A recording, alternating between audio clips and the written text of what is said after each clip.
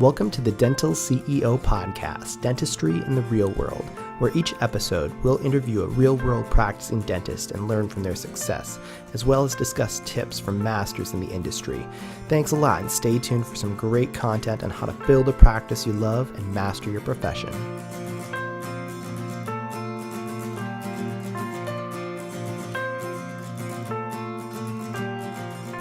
Hello everybody, my name is Cole Brenny, founder of PracticingDentist.com and the Dental CEO Podcast.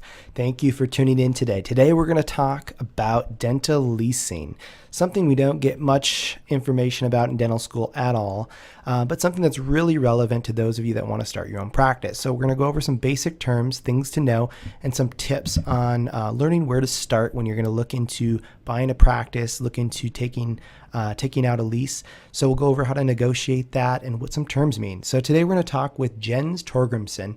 He is a real estate expert here in Minnesota, working for a company called CWRE that works a lot with dental leasing. So stay tuned, and I hope you pick up a lot of applicable information. Thanks a lot. All right. Hey, everybody. Welcome to the Practicing Dentist Podcast. And today I've got a guy by the name of Jens Torgrimson, one of my buddies from Minnesota, who does a lot of dental leasing. So basically, I just asked him to share with you guys his pearls, advice, and tips on dental lease, negotiating leases, and anything else he wants to share. So, Jens, I'm going to give you the floor and just go for it to share with these guys what they don't know and what they need to know if they're looking to start or buy their own practice. Excellent. Thanks, Cole. I appreciate you having me on today, and I'm happy to share a little bit about who I am and what I focus on. I'm a commercial real estate broker. I focus on real estate consultation for medical and medical subspecialties in dental, optometry, veterinary medicine, orthodontics. My background, I was started a firm in Duluth, Minnesota, and got to branch off into all sorts of different areas of commercial real estate, from tenant representation to landlord representation and development. I've had the opportunity to work with everyone from orthodontists and dentists to CrossFit gyms and dance studios. I've done large development deals and smaller one-off practices. I've represented landlords and lease space, and I've represented tenants to lease space and start businesses.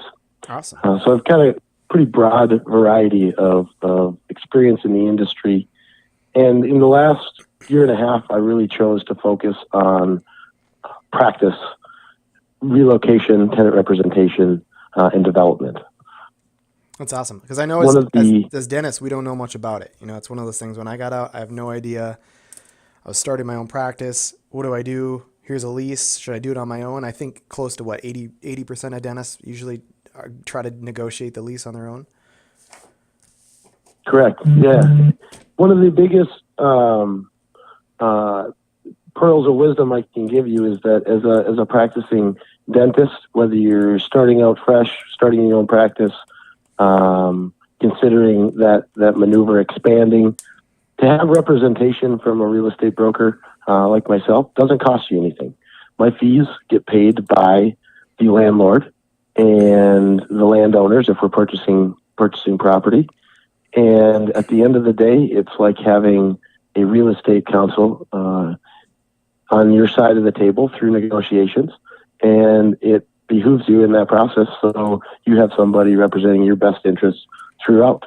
And so, one of the other opportunities, go ahead. No, have you seen, I mean, one of the things I'm wondering, and just with people listening, is, you know, why haven't dentists, you know, historically involved people in lease renewals or practice startup? And I mean, I would think, and I know personally when I did involved a broker in my lease renewal, it was like a low hanging fruit. I mean, like you can almost guarantee you're going to save them money, right? I mean, it costs them nothing and you're going to save them a bunch. Exactly. Of money.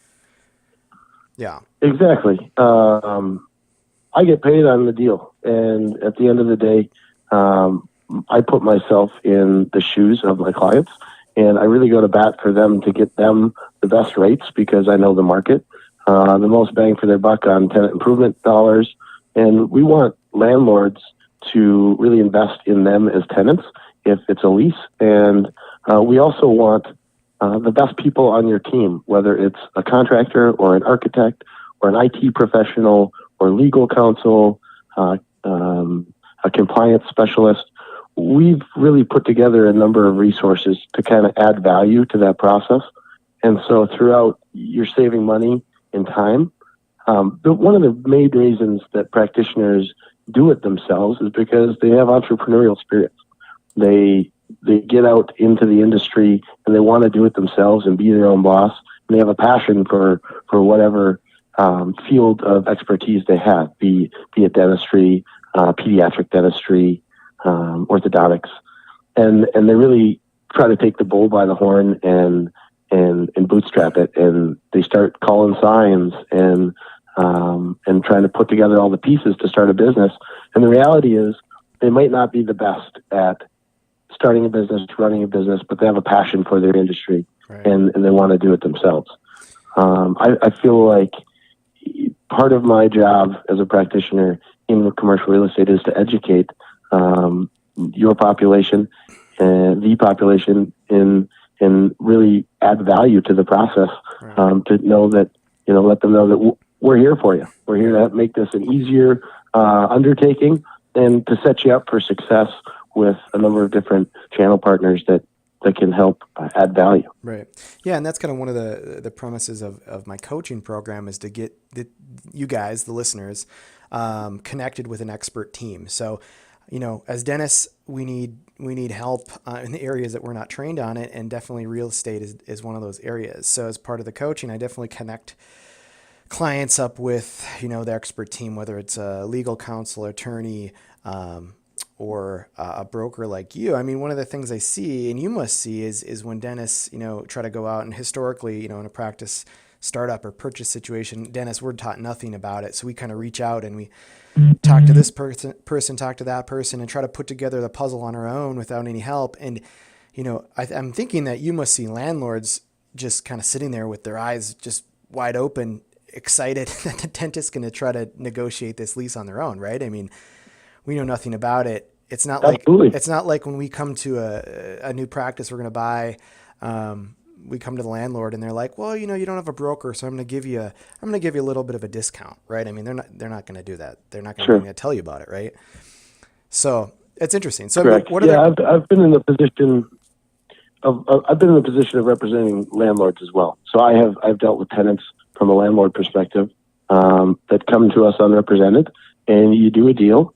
And the reality is you make more on those deals, not only because I'm not paying brokerage fees, but because those owners, those business practices, they don't know any better. And so, they don't know what knobs to turn in the negotiation, right, on their behalf.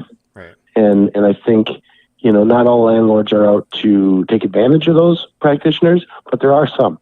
Well, and they're trying to at the end of the day, as much you as don't know what you don't know. Yeah, they're trying to get as much as they can out right. of the deal and too. So they're trying to. Yeah, that's it. That's interesting. I mean, what other stories do you have? I mean, what other pearls? I mean, because I know this perspective. I know that everybody listening is going to kind of be like, I don't know. What do I do? What are my first steps? I want to buy a practice. There's already a lease in place. Do I just accept the lease? Mm-hmm. I mean, what other pearls did you have or thoughts? My initial thoughts are that every acquisition, startup, relocation, expansion, development is different. So there's so many different factors that play into each of those projects, from location to patient population to specialty. You really want to start asking the questions right away. Who do I need to bring this project to fruition? And start thinking about your team. Number one, in my industry, it's always finance before facility. You got to have money to do what you want to do. And so before you start driving around calling signs, figure out, how do we finance this? And who is going to help me get to the finish line, from real estate services to financing, architecture, legal counsel, and use the people that you like and trust. At the end of the day, you're cultivating long-term relationships and hopefully going to be servicing with you through the course of your career. And and that's kind of what I would say is find people you know and trust, and always start with the dollars and cents. Yeah. Because you can't really make moves until you have that secured. So go to financing and check that out. Who have you seen? I mean, personally, that works pretty well right now for new dentists looking to finance. I mean, who do you recommend they talk to? Who's been Absolutely working well for you? There's a number of different financiers we work with. Klein Bank has been really good as a local opportunity for the Twin Cities area, as well as Wells Fargo Practice Finance. Mm-hmm. There's a number of different lenders out there that have different appetites and resources. So I would say most certainly shop one or two or three, because it's only prudent, and a lot of times you'll get financiers willing to want to have the last word. And so if you come to them and you say, A and B gave me this, can you sharpen your pencil? Sometimes they'll be able to. Mm-hmm. But also some of these larger lending institutions, they recognize for startups, as an example, that you might be coming out of school with a tremendous amount of debt. That doesn't disqualify you from starting your own practice. The reality is they understand the risk associated with it and also the success ratios. And they have so many tools to help you succeed that they're willing to also leverage some debt in that equation because they see the opportunity. Gotcha. Awesome. Well, that's great, man. Yeah, I know that's a great tip. I mean, the financing piece is always the question, how much debt do you have, get your finances organized. And that's kind of one of the things I talk about a lot to young dentists, is to get your finances in order, get your total debt written down somewhere, so you know how much you're paying, where it's going to, and how much you can afford. And then when you start looking at practices and looking at leases and things like that, you can start to crunch the numbers and see if the cash flow makes sense. So that's part of just learning the business of dentistry. But that's great tip. Get financing and then involve a broker, start talking to somebody about the leases. I mean, you do, I'm guessing, like, say I have a couple clients where they are assuming the lease from a practice that they're purchasing. So, I mean, if someone comes in and they're looking at a lease and, they have no idea if it's a good or bad lease, you definitely recommend giving you a call or sending something over and having an expert look at that before they sign on the dotted line. I mean, because what exactly, in terms of leases, as dentists, we need to be worried about? Obviously, it's like a new startup, right? Buying a new building, Sure. moving to a new building, but then two is also renewing a lease or assuming a lease. So what exactly does that mean? Absolutely. So, Cole, like I said, any one of these scenarios is different. On an acquisition of a business, a lot of times you'll employ a business broker to help you evaluate that, or an accounting firm to evaluate what the business is worth, how much goodwill, equipment, depreciation, all those factors that come to the final sales price. In that process as well, there will be a lease agreement. I work with a number of different legal counsels as well that help me throughout the process negotiate leases, because it's oftentimes easier for lawyers to go back and forth once we've got the broad strokes of the negotiation figured out. And lawyers aren't real estate consultants like myself, but they do understand the law, and they do see, real estate lawyers see so many different clauses. And at the end of the day, a landlord lease is going to be weighed in the landlord's favor. So there are a number of different clauses and considerations that need to be kind of flushed out in that process before you sign on the dotted line. Beyond the broad strokes of term and rates, and is it a gross lease? Is it a modified gross lease? Is it a triple net lease? What are your additional expenses for CAM and operational expenses? So, are they capped? Sorry, time out. Go ahead. Can you go ahead and explain that to people? I mean, just because as new dentists or young dentists, we're going to be seeing these terms pop up. And the truth is, nobody's told us about what they mean. So can you just run through a couple basics? You said the word CAM and TI, I heard you say. and square foot. I mean, Sure. can you just do a simple lesson on what that means? So at the end of the day, when we're negotiating a lease, we're going to talk about the major terms to be considered as part of the negotiation. And we start generally with a letter of intent that says, here's the landlord, here's the tenant, here's the premise we're considering, the square footage amount, the rental rate structure for a length of term, be it 5, 10, 12 years. So generally on a new build, acquisition, relocation, expansion, you're looking at a 7 to 12 year term for a lease negotiation. Depending on that length, a lot of times you'll get landlords willing to contribute to build out costs and other expenses. At the end of the day, you want to be aware of what does parking availability look like? What are signage availability? So that letter of intent is really to lay down the broad strokes of the lease and expectations of the landlord and the tenant, and then kind of negotiate, here's where we start. Here's the escalators over time for rental increases. If it's a gross lease, here's your number. That's what you're going to pay. If it's a triple net lease, here's your net rent, and you've got common area maintenance costs, or operational expenditures that are included as additional rent, and that's another fee per square foot that you are paying on top of that net rent.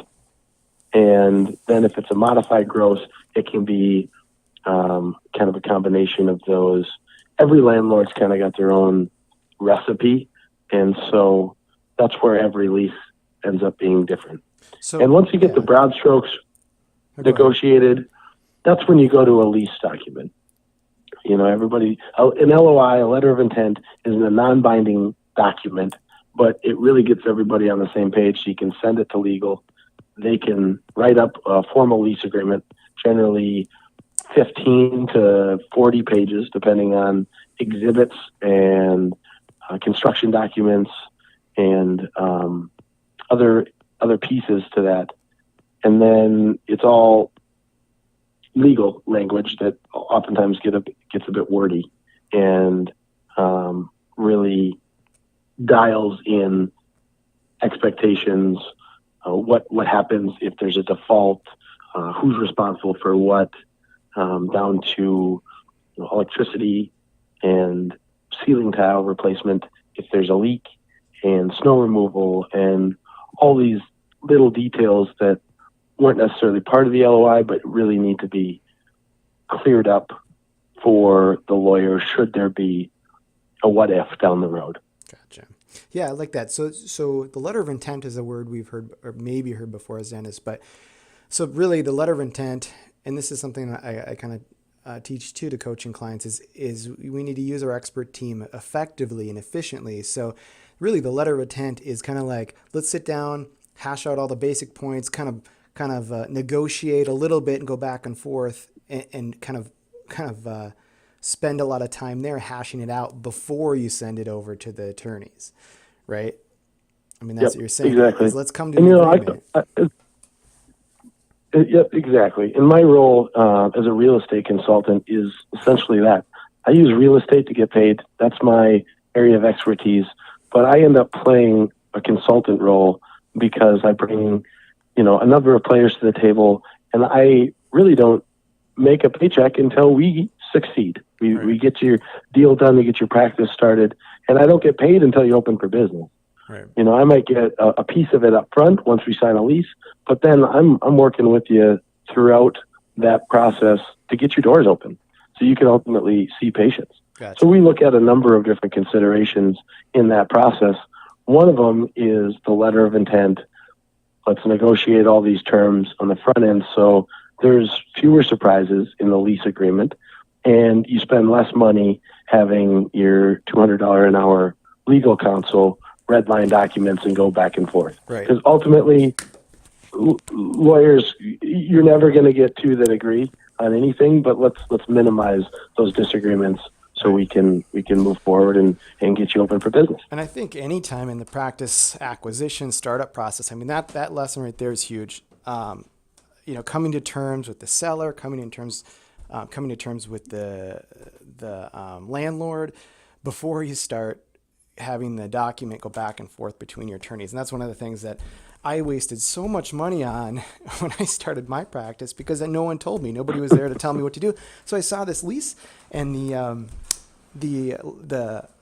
purchase agreement go back and forth, and the bill just kept getting bigger and bigger. So that's a huge strategy for Dennis. And I think you said one other thing, tenant improvement, TI.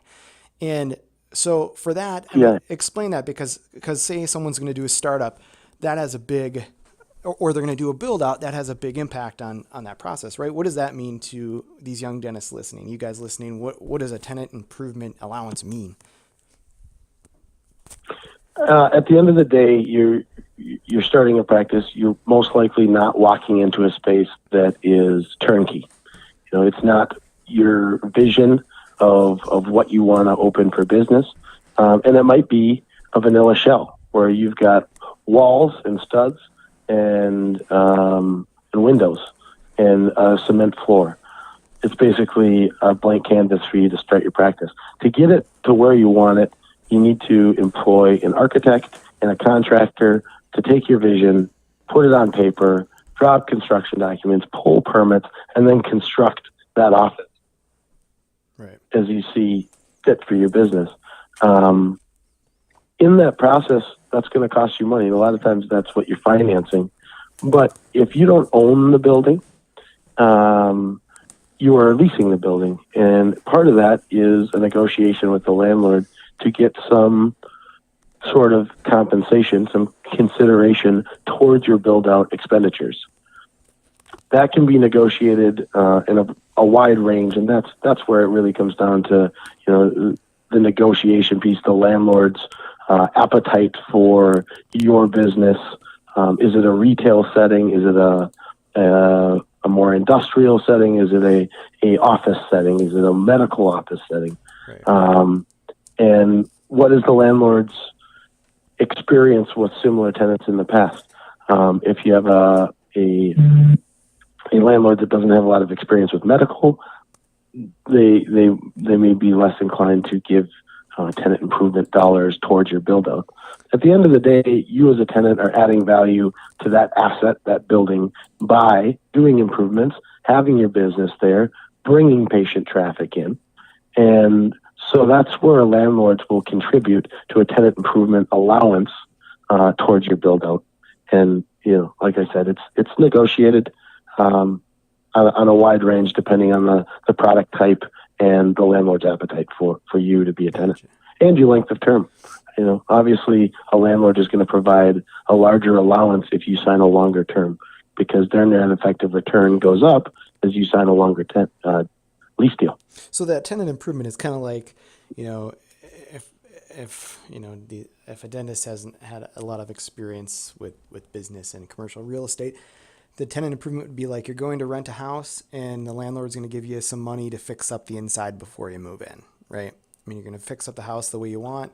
That landlord's actually going to give you money so that you don't have to pay for all of it out of pocket when you build out your dental cabinets and your sink and your waiting room lobby, right?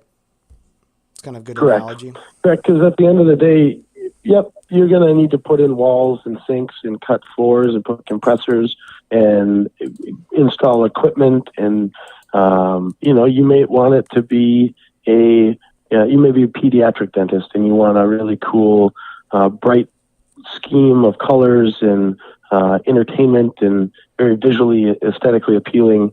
That's going to cost more. Your fixtures and finishes to get it to where you want it are gonna cost a certain amount of money. Landlords will oftentimes provide a portion of that, at a certain level of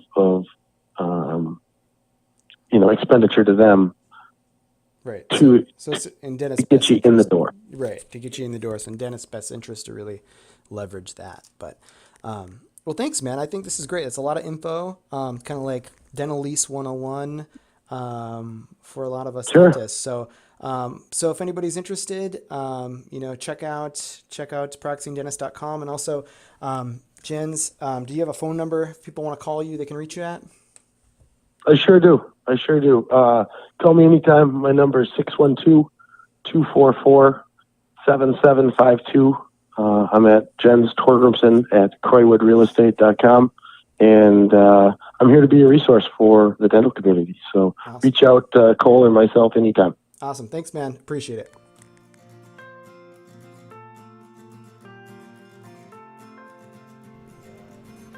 That concludes our podcast for the day. Thank you, Jens, for sharing some pearls regarding dental leasing and real estate.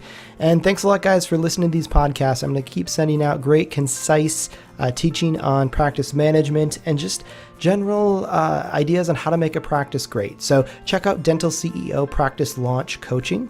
I do one-on-one coaching with dentists looking to get into their own practices. I know it's hard to go at it alone, make a lot of mistakes, and you spend a lot of money if you do it wrong. So the idea behind dental practice coaching is you work with me one-on-one. I show you the checklist, the templates, and it's month by month. And I can help you with as little or as much as you like. So check that out at www.practicingdentist.com. Thanks a lot, guys. Stay tuned.